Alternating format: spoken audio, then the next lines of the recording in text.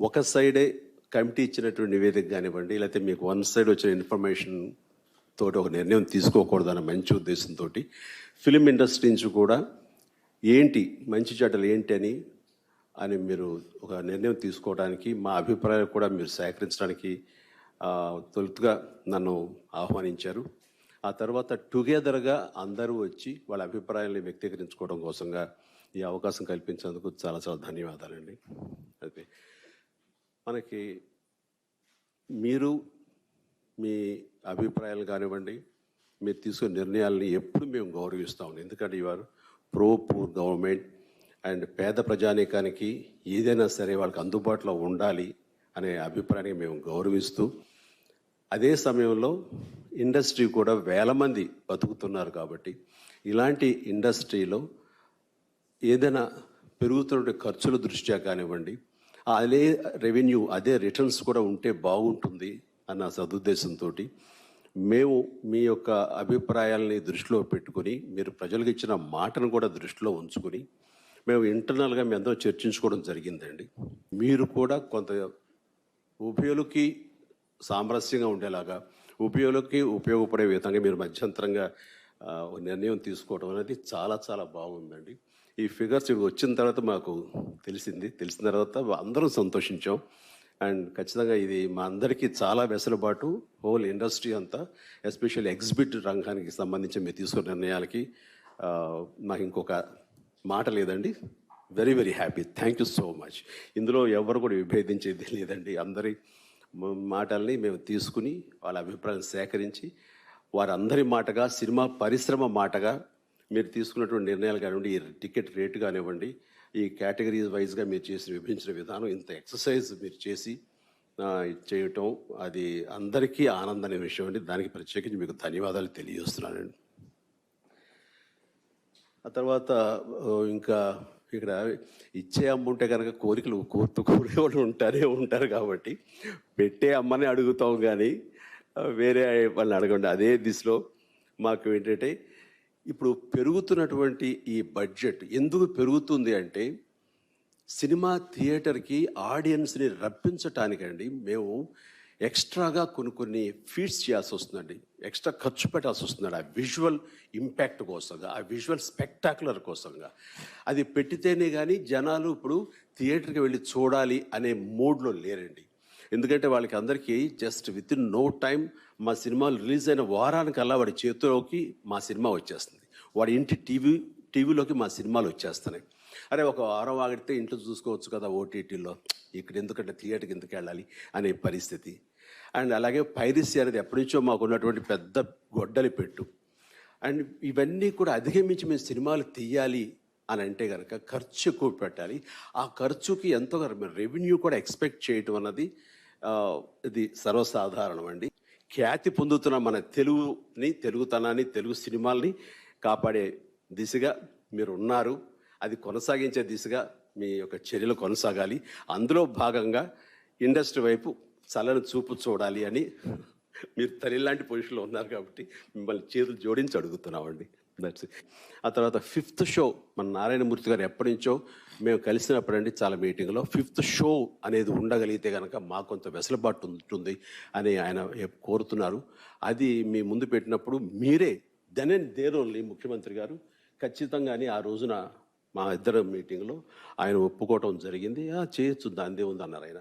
దానికి ప్రత్యేకించి నారాయణమూర్తి చిన్న సినిమాల తరపున నిలబడి మాట్లాడే నారాయణమూర్తి కోరికలు మీరు దెన్ దేర్ ఓన్లీ మీరు యాక్సెప్ట్ చేసినందుకు ప్రత్యేకించి ధన్యవాదాలండి. ఆ తర్వాత ఇంకా మనం ప్రత్యేకించి ఇంకా ఏమీ లేదండి. That's it. థ్యాంక్స్ చెప్పడం తప్ప. Thank you so much. First of all, sincere thanks, sir, for doing this, because I think the last 2 years has been very, very difficult, sir, for all of us.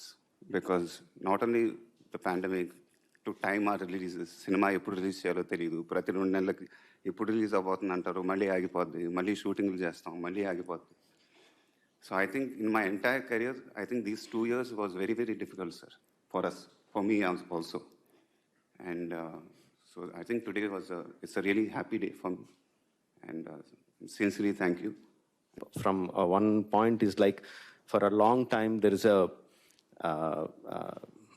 big point saying that AP government and cinema industry are completely poles apart and don't see eye to eye.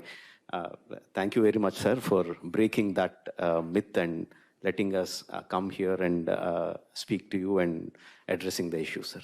Thank you very much for that, sir. That's a very big thing to us. సగటు సినిమాకి మనుగడ లేకుండా పోయిందండి. సగటు సినిమాలు చేస్తారండి, తల్లి 9 months వస్తే రిలీజ్ చేసుకోవాలి, లేదా చచ్చిపోతుంది తల్లి బిడ్డ. ఇవాళ సగటు నిర్మాత తన సినిమాలు రిలీజ్ చేసుకోలేకపోతున్నాడండి. సో సినిమాలు బతికించండి సార్, సగటు సినిమాలు బతికించండి సార్. 70% సగటు సినిమా అండి, రూయిన్ అయిపోతుంది గురుగారు. కాబట్టి సగటు సినిమా బతకాలి సార్, దాని పుణ్యం కట్టుకోండి సార్. నమస్తే సార్. చిన్న సినిమా మీరేమన్నా చేయదలుచుకుంటే జగన్ అన్న, నేను నాకు తెలుసు, హోల్ హార్టెడ్ పర్సన్ మీరు. I'm dying for you. చిన్న సినిమాలకు పెట్టండి, చిన్న సినిమాలకు థియేటర్లు ఇప్పించండి. సార్, ఇంతకుముందు ఒక సినిమా 50 రోజులు 100 రోజులు ఇలా ఉండేది.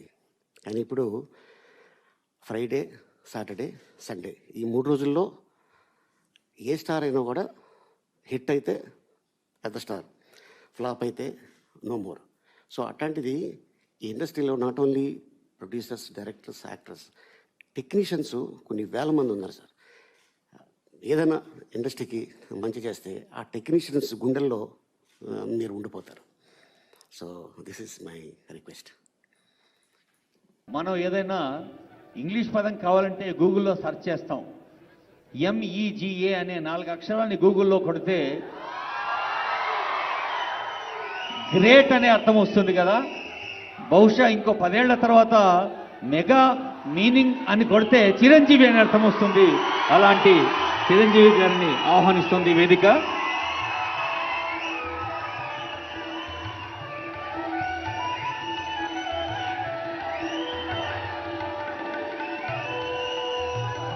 కొన్ని దశాబ్దాలుగా తెలుగు సినిమా కోసం ఒక క్రమశిక్షణతో, పట్టుదలతో, సహనంతో, వినయంతో చేస్తున్న కృషి ఆంగికానికి అందం, వాచికానికి వైభవం, ఆహార్యానికి హుందాతనం, సాత్వికానికి సన్నత స్థానం సొంతం చేసిన మన చిరంజీవి గారిని తెలంగాణ ముఖ్యమంత్రి, ఉప ముఖ్యమంత్రి, సినిమాటోగ్రఫీ శాఖ మంత్రులు, సాంస్కృతిక శాఖ మంత్రులు, సమాచార పౌర సంబంధాల శాఖ మంత్రులు CS గారు హృదయపూర్వకంగా అభినందించారు. వారికి స్వాగతం పలుకుతూ ఇప్పుడు పద్మ విభూషణులు ఇరువురికి ఒక్కసారి గట్టిగా చప్పట్లు కొట్టి మనం శుభాకాంక్షలు అందజేద్దాం. తెలంగాణ రాష్ట్ర ప్రభుత్వం పద్మశ్రీ అవార్డు గ్రహీతలు 6గురిని ఆహ్వానించింది.